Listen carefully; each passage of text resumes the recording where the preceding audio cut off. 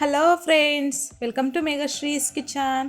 ಇವತ್ತಿನ ವಿಡಿಯೋ ಮೂಲಕ ವೆಜ್ ಪಲಾವ್ನ ತುಂಬಾ ಸಿಂಪಲ್ ಆ್ಯಂಡ್ ಟೇಸ್ಟಿಯಾಗಿ ಯಾವ ರೀತಿ ಮಾಡೋದು ಅಂತಂದ್ಬಿಟ್ಟು ತೋರಿಸ್ಕೊಡ್ತಾ ಇದ್ದೀನಿ. ಈ ವೆಜ್ ಪಲಾವ್ಗೆ ಕಾಂಬಿನೇಷನ್ ಆಗಿ ತುಂಬಾ ಸಿಂಪಲ್ಲಾಗಿ ಮೊಸರು ಬಜ್ಜಿನ ತೋರಿಸ್ಕೊಡ್ತಾ ಇದ್ದೀನಿ. ತುಂಬ ಟೇಸ್ಟಿಯಾಗಿರುತ್ತೆ ಈ ವೆಜ್ ಪಲಾವ್ ಜೊತೆಗೆ ಕಾಂಬಿನೇಷನ್ ಆಗಿ. ಸೊ ಬನ್ನಿ, ಇವಾಗ ಲೇಟ್ ಮಾಡ್ದಿರಾ ಈ ವೆಜ್ ಪಲಾವ್ ಹಾಗೆಯೇ ಈ ಮೊಸರು ಬಜ್ಜಿನ ಯಾವ ರೀತಿ ಮಾಡೋದು ಅಂತಂದ್ಬಿಟ್ಟು ನೋಡೋಣ. ಮೊದಲು ಪಲಾವ್ ಮಾಡೋದಕ್ಕೆ ಈ ರೀತಿಯಾಗಿ ಮಸಾಲೆನ ರೆಡಿ ಮಾಡ್ಕೋಬೇಕು. ಸೊ ಹಾಗಾಗಿ ನಾನಿಲ್ಲಿ ಮಿಕ್ಸಿ ಜಾರಲ್ಲಿಗೆ 2 ಇಂಚ್ ಆಗುವಷ್ಟು ಚಕ್ಕೆ ಹಾಗೆಯೇ 3-4 ಲವಂಗ ಹಾಕ್ಕೊತಾ ಇದ್ದೀನಿ. ಹಾಗೆಯೇ ಒಂದು ದೊಡ್ಡ ಸೈಜಲ್ಲಿರುವಂಥದ್ದು ಬೆಳ್ಳುಳ್ಳಿನ ಮೇಲ್ಗಡೆ ಸಿಪ್ಪೆ ತೆಗೆದ್ಬಿಟ್ಟು ಹಾಕ್ಕೊತಾ ಇದ್ದೀನಿ. ಹಾಗೆಯೇ 3 ಇಂಚ್ ಆಗುವಷ್ಟು ಶುಂಠಿನ ಸಹ ಮೇಲ್ಗಡೆ ಸಿಪ್ಪೆ ತೆಗೆದ್ಬಿಟ್ಟು ಈ ರೀತಿಯಾಗಿ ಸಣ್ಣದಾಗಿ ಕಟ್ ಮಾಡಿಬಿಟ್ಟು ಹಾಕ್ಕೊತಾ ಇದ್ದೀನಿ. ಒಂದು ಅರ್ಧ ಕಪ್ ಆಗುವಷ್ಟು ಹಸಿ ಕೊಬ್ಬರಿನ ಸಹ ಸಣ್ಣದಾಗಿ ಕಟ್ ಮಾಡಿಬಿಟ್ಟು ಹಾಕ್ಕೊತಾ ಇದ್ದೀನಿ. ಹಾಗೆ ಒಂದು 1/4 ಕಪ್ ಆಗುವಷ್ಟು ಈರುಳ್ಳಿನ ಸಹ ಈ ರೀತಿ ಸಣ್ಣದಾಗಿ ಉದ್ದವಾಗಿ ಕಟ್ ಮಾಡಿಬಿಟ್ಟು ಹಾಕ್ಕೊತಾ ಇದ್ದೀನಿ. ಹಾಗೆಯೇ 1 ಕಪ್ ಆಗುವಷ್ಟು ಪುದೀನ ಸೊಪ್ಪನ್ನು ಸಹ ನೀಟಾಗಿ ವಾಶ್ ಮಾಡಿಬಿಟ್ಟು ಹಾಕ್ಕೊತಾ ಇದ್ದೀನಿ. ಹಾಗೆಯೇ 1 ಕಪ್ ಆಗುವಷ್ಟು ಕೊತ್ತಂಬರಿ ಸೊಪ್ಪನ್ನು ಸಹ ನೀಟಾಗಿ ವಾಶ್ ಮಾಡಿಬಿಟ್ಟು ಹಾಕ್ಕೊತಾ ಇದ್ದೀನಿ. ಹಾಗೆಯೇ 1/4 ಟೀ ಸ್ಪೂನ್ ಆಗುವಷ್ಟು ಬ್ಲ್ಯಾಕ್ ಪೆಪ್ಪರ್, ಹಾಗೆಯೇ ಈ ಮಸಾಲೆ ರುಬ್ಬೋದಕ್ಕೆ ಅಂತಂದ್ಬಿಟ್ಟು ಸ್ವಲ್ಪ ನೀರನ್ನು ಸೇರಿಸ್ಕೊಂಡು ಸ್ಮೂತಾಗಿ ಪೇಸ್ಟ್ ಮಾಡ್ಕೋಬೇಕು.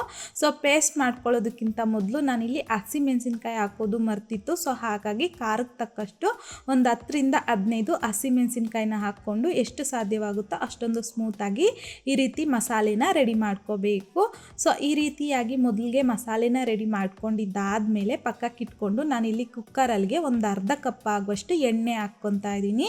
ಸೊ ಎಣ್ಣೆ ಬಿಸಿ ಆಗಿದ್ದಾದಮೇಲೆ ಇದರಲ್ಲಿಗೆ ನಾನಿಲ್ಲಿ 1-2 ಇಂಚ್ ಆಗುವಷ್ಟು ಚಕ್ಕೆ ಹಾಕ್ಕೊತಾ ಇದ್ದೀನಿ. ಹಾಗೆಯೇ 2 ಸ್ಟಾರ್ ಫ್ಲವರ್ ಹಾಕ್ಕೊತಾ ಇದ್ದೀನಿ. ಒಂದು 3-4 ಲವಂಗ ಹಾಕ್ಕೊತಾ ಇದ್ದೀನಿ. ಚಕ್ಕೆ ಲವಂಗ ನಾವು ಮಸಾಲೆ ರುಬ್ಬೋದಕ್ಕೂ ಹಾಕಿರ್ತೀರಲ್ವ, ಸೊ ಹಾಗಾಗಿ ನೋಡ್ಕೊಂಡು ಹಾಕ್ಕೋಬೇಕು. ಒಂದು 5-6 ಏಲಕ್ಕಿ, ಹಾಗೆಯೇ 3 ಚಿಕ್ಕ ಸೈಜಲ್ಲಿರುವಂಥದ್ದು ಬಿರಿಯಾನಿ ಎಲೆ ಹಾಕ್ಕೊತಾ ಇದ್ದೀನಿ. ದೊಡ್ಡದಾದರೆ 2 ಹಾಕ್ಕೊಳ್ಳಿ ಸಾಕು.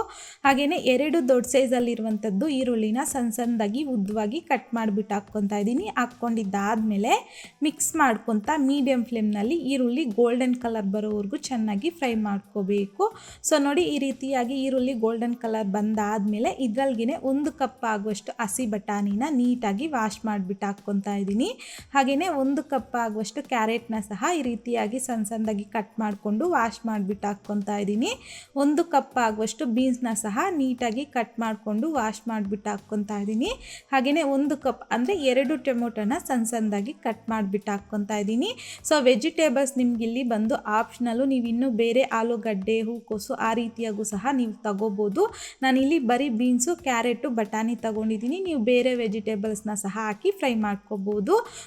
ವೆಜಿಟೇಬಲ್ಸ್ನೆಲ್ಲ ಹಾಕಿದ್ದಾದಮೇಲೆ ಮಿಕ್ಸ್ ಮಾಡ್ಕೊತಾ ಮೀಡಿಯಮ್ ಫ್ಲೇಮ್ನಲ್ಲಿ ಒಂದು 3-4 ನಿಮಿಷ ಟೊಮೊಟೊ ಸಾಫ್ಟ್ ಆಗೋವರೆಗೂ ಫ್ರೈ ಮಾಡ್ಕೋಬೇಕು.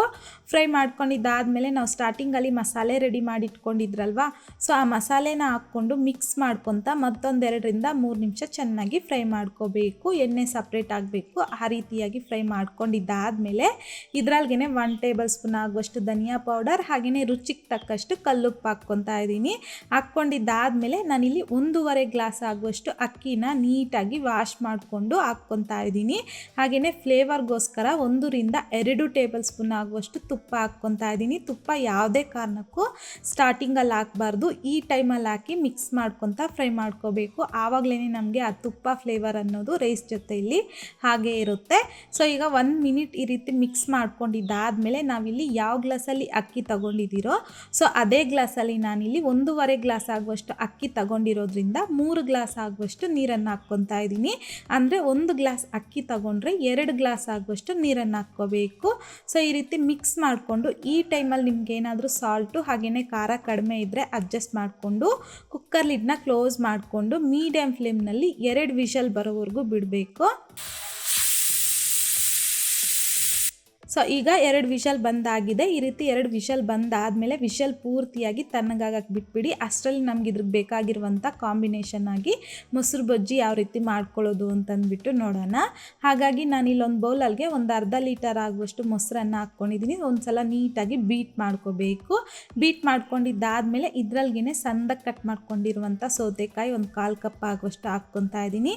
ಹಾಗೆಯೇ ಈರುಳ್ಳಿ ಒಂದು ದೊಡ್ಡ ಸೈಜಲ್ಲಿರುವಂಥದ್ದು ತಗೊಂಡಿದ್ದೀನಿ. ಅದನ್ನು ಕಟ್ ಮಾಡ್ಕೊಂಡಿದ್ದಾದಮೇಲೆ ಕೈಯಲ್ಲಿ ಈ ರೀತಿಯಾಗಿ ಸ್ವಲ್ಪ ಸ್ಮ್ಯಾಶ್ ಮಾಡ್ಕೊತ ಹಾಕ್ಕೋಬೇಕು. ಹಾಗೆಯೇ ಸಣ್ಣದಾಗಿ ಕಟ್ ಮಾಡ್ಕೊಂಡಿರುವಂಥ ಕ್ಯಾರೆಟ್ನ ಸಹ ಒಂದು 1/4 ಕಪ್ ಆಗೋಷ್ಟು ಹಾಕ್ಕೊತಾ ಇದ್ದೀನಿ. ಹಾಗೆಯೇ ಸಣ್ಣದಾಗಿ ಕಟ್ ಮಾಡ್ಕೊಂಡಿರುವಂಥ ಕೊತ್ತಂಬರಿನ ಸಹ ಹಾಕ್ಕೊತಾ ಇದ್ದೀನಿ. ಸ್ವಲ್ಪ ಸಾಲ್ಟನ್ನು ಸಹ ಟೇಸ್ಟ್ಗೆ ತಕ್ಕಷ್ಟು ಹಾಕ್ಕೊಂಡು ನೀಟಾಗಿ ಮಿಕ್ಸ್ ಮಾಡ್ಕೋಬೇಕು ಅಷ್ಟೇ.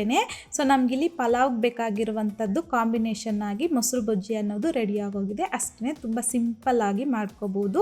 ಸೊ ಈ ರೀತಿ ಮೊಸರು ಬಜ್ಜಿನ ಸಹ ರೆಡಿ ಮಾಡ್ಕೊಂಡಿದ್ದಾದಮೇಲೆ ನಮಗಿಲ್ಲಿ ವಿಷಲ್ಲು ಅಷ್ಟೇ ಪೂರ್ತಿಯಾಗಿ ತಣ್ಣಗಾಗಿರುತ್ತೆ ಅಷ್ಟರಲ್ಲಿ. ಈಗ ಕುಕ್ಕರ್ ಲಿಡ್ನ ಓಪನ್ ಮಾಡ್ಕೊತಾ ಇದ್ದೀನಿ.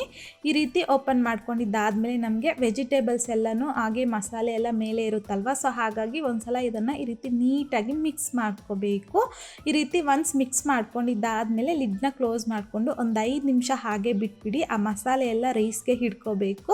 ಆ ರೀತಿಯಾಗಿ ಹಿಡ್ಕೊಂಡಿದ್ದಾದಮೇಲೆ ಪ್ಲೇಟ್ಗೆ ಸರ್ವ್ ಮಾಡಿಕೊಂಡು ನಾವು ಮಾಡ್ಕೊಂಡಿರತಕ್ಕಂಥ ಮೊಸರು ಬಜ್ಜಿ ಜೊತೆಗೆ ಈ ವೆಜಿಟೇಬಲ್ ಪಲಾವ್ನ ಸರ್ವ್ ಮಾಡಿಕೊಂಡ್ರೆ ಕಾಂಬಿನೇಷನ್ ಅನ್ನೋದು ಸೂಪರ್ ಆಗಿರುತ್ತೆ. ಸೊ ಆಲ್ರೆಡಿ ನಮ್ಮ ಚಾನಲಲ್ಲಿ ವೆಜ್ ಪಲಾವ್, ಟೊಮೊಟೊ ಬಾತ್, ಇನ್ನೂ ಡಿಫ್ರೆಂಟ್ ರೈಸ್ ಐಟಮ್ಸ್ ಎಲ್ಲ ಅಪ್ಲೋಡ್ ಮಾಡಿದ್ದೀನಿ. ಅದ್ರ ಲಿಂಕ್ಸ್ನೆಲ್ಲ ನಾನಿಲ್ಲಿ ಕೆಳಗಡೆ ಡಿಸ್ಕ್ರಿಪ್ಷನ್ ಬಾಕ್ಸ್ನಲ್ಲಿ ಕೊಟ್ಟಿರ್ತೀನಿ, ಚೆಕ್ ಮಾಡಿ ನೋಡಿ. ಇವತ್ತಿನ ವಿಡಿಯೋ ಮೂಲಕ ತುಂಬಾ ಸಿಂಪಲ್ ಆ್ಯಂಡ್ ಟೇಸ್ಟಿಯಾಗಿ ವೆಜ್ ಪಲಾವ್ ಜೊತೆಗೆ ಮೊಸರು ಬಜ್ಜಿನ ಯಾವ ರೀತಿ ಮಾಡೋದು ಅಂತಂದ್ಬಿಟ್ಟು ನೋಡೋದ್ರಲ್ಲ. ಈ ವಿಧಾನದಲ್ಲಿ ನೀವು ಮನೇಲಿ ಒಂದ್ಸಲ ಟ್ರೈ ಮಾಡಿ ನೋಡಿ. ಟ್ರೈ ಮಾಡಿದ್ದಾದಮೇಲೆ ನಿಮಗೂ ಸಹ ಟೇಸ್ಟ್ ಹೇಗೆ ಬಂತಂದ್ಬಿಟ್ಟು ಮರೀದೆ ಕಮೆಂಟ್ ಬಾಕ್ಸಲ್ಲಿ ಕಮೆಂಟ್ ಮಾಡಿ, ಲೈಕ್ ಮಾಡಿ, ಶೇರ್ ಮಾಡಿ. ಮತ್ತಷ್ಟು ಈಸಿ ಆ್ಯಂಡ್ ಸಿಂಪಲ್ ಕ್ವಿಕ್ ರೆಸಿಪೀಸ್ಗೋಸ್ಕರ ದಯವಿಟ್ಟು ನೀವಿನ್ನೂ ನಮ್ಮ ಚಾನಲ್ನ ಸಬ್ಸ್ಕ್ರೈಬ್ ಮಾಡಿಲ್ಲ ಅಂತಂದರೆ ಸಬ್ಸ್ಕ್ರೈಬ್ ಮಾಡಿ.